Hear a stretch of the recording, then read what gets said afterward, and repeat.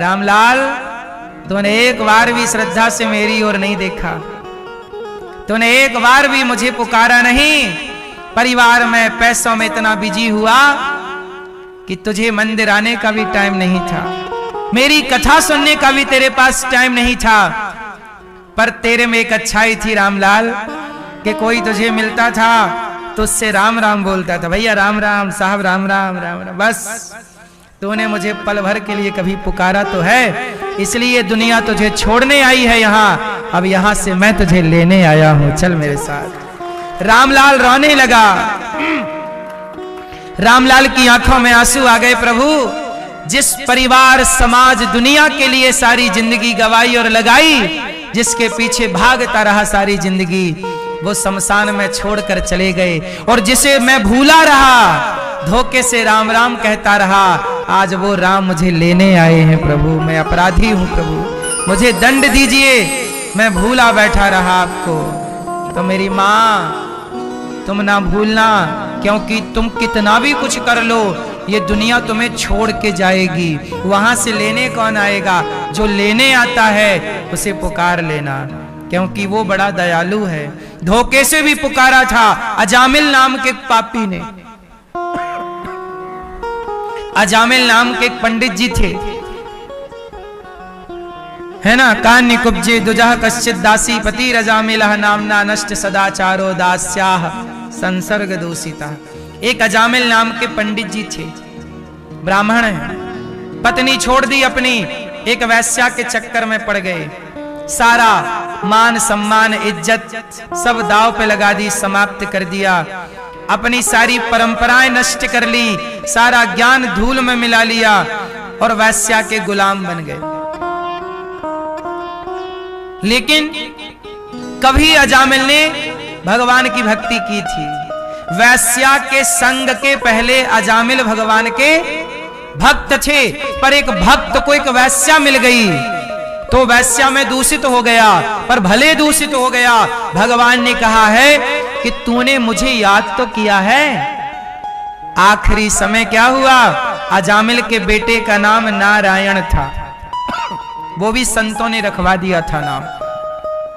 जब अजामिल मरने लगे, उस समय 88 साल के थे अजामिल, बुलाए, बेटा नारायण, ना दूरे क्रीडन का सक्तम पुत्रम नारायणावयम प्लावितेन स्वरेण उच्चै राजुहावा जितेंद्रिय। बेटा नारायण, बेटे ने नहीं सुना, परम पिता परमात्मा ने सुन लिया। आ रहा हूं मैं, रुक जा। प्रकट हो गए भगवान, पार्षदों को भेजा, जाओ। यमदूत बोले, प्रभु ये पापी अजामिल है। भगवान बोले, पापी था, मरते समय मुझे याद किया है, मेरा कर्तव्य है कि इसे मैं लेकर के जाऊं। ऐसे दयालु राम को तुम ना बिसारिए। मेरी मां, ऐसे प्रभु को विसार दोगे, इससे बड़ा दुर्भाग्य मेरा क्या होगा। भगवान को ना विसारिए। अजामिल ने पुकारा, भगवान आए, उसे और 12 साल की उम्र दे दी, जा अब मेरा चिंतन करना। 12 साल खूब ध्यान भगवत चिंतन किया, अंत में ध्रुव जी भगवत धाम अजामिल भगवत धाम चले आए। नाम का ये प्रभाव है, इसलिए मां भूलना मत, ये दुनिया हमारी नहीं है, जगत हमारा नहीं है, जगन्नाथ हमारे। कोई कितना कहे कि हम तुम्हारे, तुम हमारे नहीं हो। आप कौन हो? आप कहते हो ना अपनी पत्नी से, हम तुम्हारे हैं, तुम हमारी हो। चलो पति पत्नी के रिश्ते से देखा जाए तो ये बात ठीक भी लगती है, प्यार करना है, रहना है तो ठीक है, लेकिन पत्नी तुम हमारी हो, पत्नी तुम्हारी नहीं, पति तुम्हारा नहीं। तुम्हारा होने से पहले ये जगत का प्रत्येक कण ईश्वर का है। इसलिए रहो व्यवहार मस्त, निभाओ सारी चीजें ठीक हैं, पर ये याद रहे, हाँ क्या याद रहे? याद रहे कि जगत में कोई न परमानेंट, जगत में कोई न परमानेंट। तेल चमेली और कोई साबुन, चाहे लगा लो सेंट, जगत में कोई न परमानेंट। आप परमानेंट हैं, मैं भी नहीं हूं। हम सब क्या हैं? जिंदगी एक सफर है सुहाना, यहाँ कल क्या हो किसने जाना। जिंदगी एक सफर है सुहाना, यहाँ कल क्या हो किसने जाना। ये जिंदगी क्या है? सफर है। इस सफर में आप कौन हैं? यात्री। कृपया यात्रीगण ध्यान दें। आप यात्री हो या नहीं? जिंदगी की यात्रा में यात्री हो। अजामिल जैसा पापी तर गया नाम के बल पर।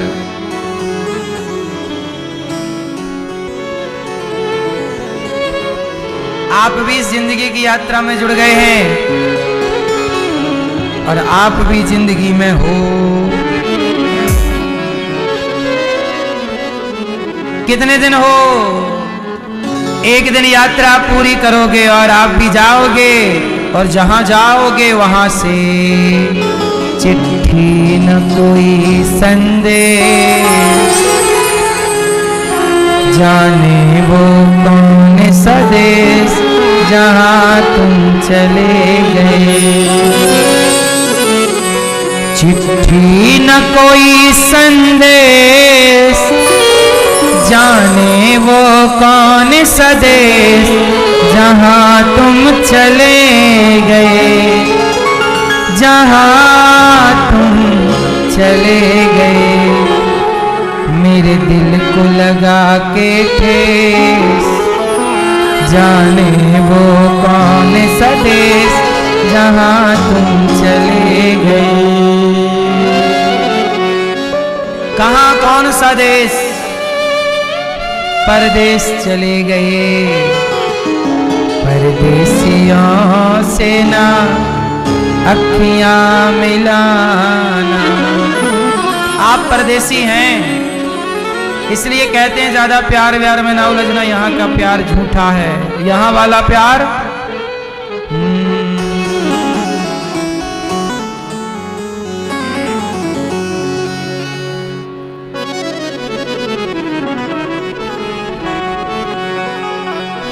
प्रिय भक्तों,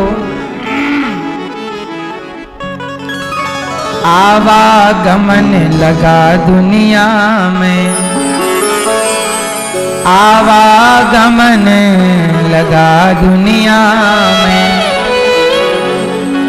अंत समय में उखड़ जाएंगे, अंत समय उखड़ जाएंगे। तेरे तंबू टेंट जगत में कोई न परमानेंट, जगत में कोई न परमानेंट, जगत में कोई न परमानेंट, जगत में कोई न परमानेंट। तेल चमेली और कोई साबुन, तेल चमेली और कोई साबुन, चाहे लगा लो सेंट, जगत में कोई न परमानेंट, जगत में कोई न परमानेंट, जगत में कोई न परमानेंट, जगत में कोई न परमानेंट।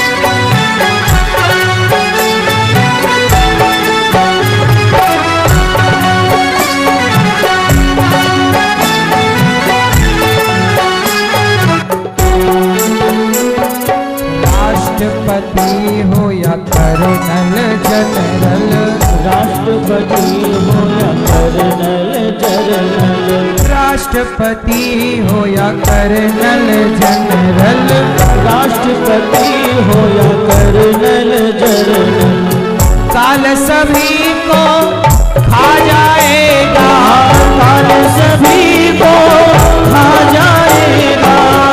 राष्ट्रपति हो, राष्ट्रपति हो या कर्नल जनरल, राष्ट्रपति हो या कर्नल जनरल, काल सभी को खा जाएगा, काल सभी को खा जाएगा, काल सभी को खा जाएगा, काल सभी को खा जाएगा। चाहे लेडी हो या जेंट्स जगत में कोई न परमाने, जगत में कोई न परमाने, जगत में कोई न परमाने।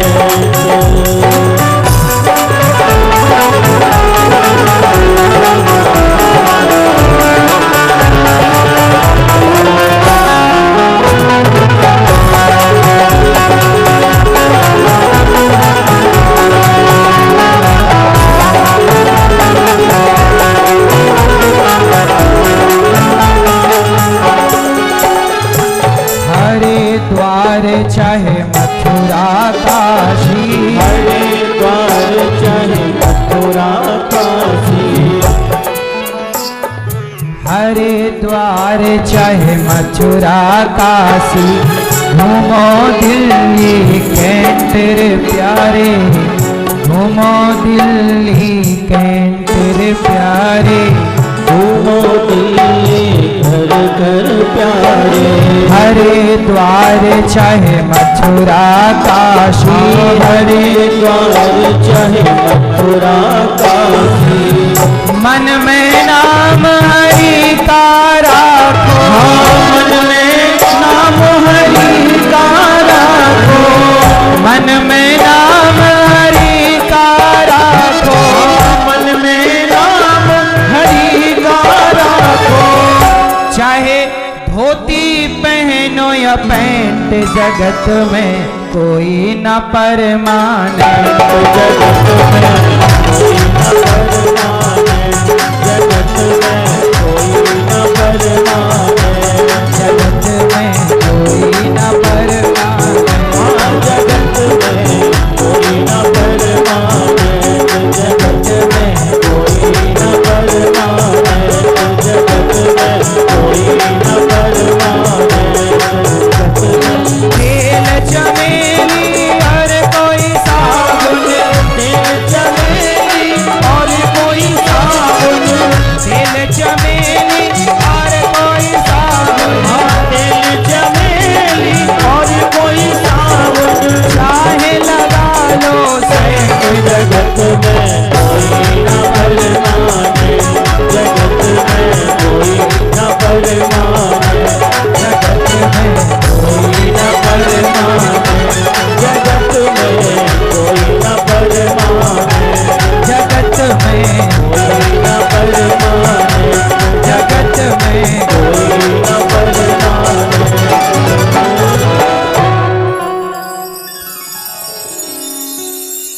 भगवान दिव्य ज्ञान भरत जी का ज्ञान मिला, राजा रघुगण का उद्धार हुआ, दोनों भगवत धाम गए। 28 प्रकार के नरकों का वर्णन, अजामिल जैसे पापी के उद्धार की कथा, इंद्र के हाथों वृत्तासुर का उद्धार हुआ। एक बार भगवान प्रहलाद जी के लिए आए। भगवान क्यों आते हैं? जब जब होय धर्म की हानि, बाढ़हि असुर अधम अभिमानी, तब तब धरे प्रभु विविध शरीरा। भगवान कब कब आए? जब जब होय धर्म की। भगवान आए परित्राणाय साधूनां विनाशाय च दुष्कृतां, धर्म संस्थापनार्थाय संभवामि युगे युगे। जब जब धर्म की हानि हुई तब तब भगवान आए।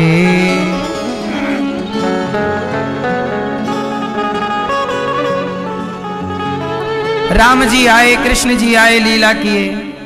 एक बार प्रहलाद जी के लिए भगवान नृसिंह अवतार लेकर आए। प्रहलाद जी छोटे से बालक हैं। एक कुम्हार कुम्हारिन को देख करके उनके मन में भक्ति जाग गई। कुम्हार कुम्हारिन के यहाँ एक बिल्ली का बच्चा था। वो घड़ा में बिल्ली ने बच्चे जन्म दिए और उन्होंने घड़े में पकाने के लिए भट्टे पे आग लगा दी और आग में घड़ा पक गए। पर उसकी भक्ति कुम्हारिन और कुम्हार के भक्ति के प्रभाव से पके हुए घड़े में बिल्ली के बच्चे सलामत मिले। तब प्रहलाद जी का विश्वास प्रगाढ़ हो गया कि भगवान सबसे सर्वशक्तिमान भगवान है, उन्हीं की शरण में रहना चाहिए। हिरण्यकश्यप ने बहुत समझाया कि बेटा तू मेरा बेटा है, विष्णु तो हमारा दुश्मन है। प्रहलाद जी बोले पिताजी नहीं। राजा परीक्षित जी ने कहा गुरुदेव आखिर हिरण्यकश्यप तो बड़ा पापी और दुष्ट था, पर पापी के घर एक भक्त का जन्म कैसे हुआ, यह बात थोड़ी समझ में नहीं आ रही है। जरा हमें एक कारण बताइए कि पापी के घर पुण्यात्मा का जन्म कैसे हुआ। पापी के घर पुण्यात्मा का जन्म कैसे हुआ, तब बताए कि सुनो। अजामिल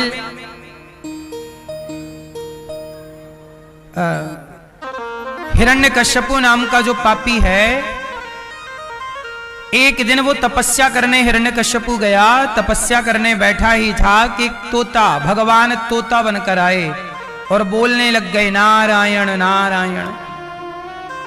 हिरण्यकश्यपु बोला मेरे दुश्मन का नाम ले लिया, आज का दिन सही नहीं है, चला गया। हिरण्यकश्यपु घर आया।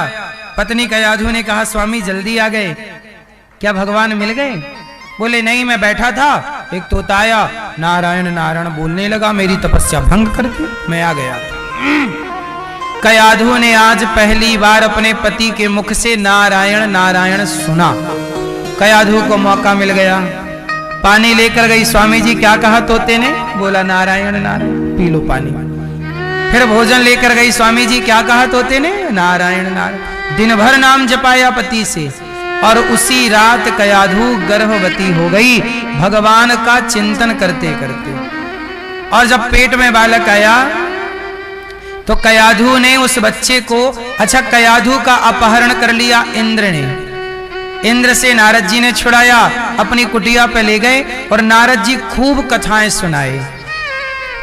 कयाधु तो सब भूल गई, परंतु वह गर्भ का बालक प्रहलाद बच्चा पेट में सब कुछ सुनता रहा। और जब वो अपनी मां के पेट से बाहर आया तो वह नारायण का नाम लेकर गर्भ में गया। गर्भ में नारायण की कथा सुनी तो नारायण का भक्त बनकर के प्रकट हुआ। इसलिए कहता हूं कि हमारे यहां विवाह करना एक यज्ञ है, बच्चा पैदा करना भी एक यज्ञ है। हमारे यहां संस्कार कहते हैं, 16 संस्कार में एक संस्कार है गर्भाधान संस्कार। कौन सा संस्कार है?